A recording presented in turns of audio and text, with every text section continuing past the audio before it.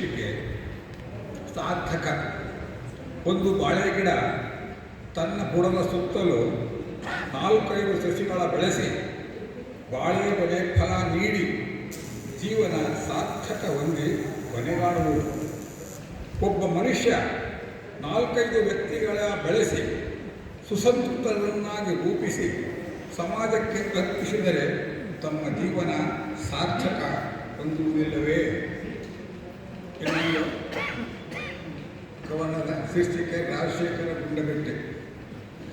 ಚುಟುಕ: ರಾಜಶೇಖರ ಗುಂಡಗಟ್ಟಿ ಸಾಹಿತ್ಯ ಸಂಸ್ಕೃತಿ ಸಂಘಟನೆಯಲ್ಲಿ ಬಹಳ ಗಟ್ಟಿ. ಸರ್ವ ಕವಿ ಸಾಹಿತಿಗಳಿಗೆ ಪ್ರೋತ್ಸಾಹ ಕೊಟ್ಟಿ ನಿನ್ನ ನೆನಪು ಮನದಿ ಸದಾ ಇಟ್ಟಿ ಧರೆಯಲ್ಲಿ ಮತ್ತೊಮ್ಮೆ ಬಾಹುಟ್ಟಿ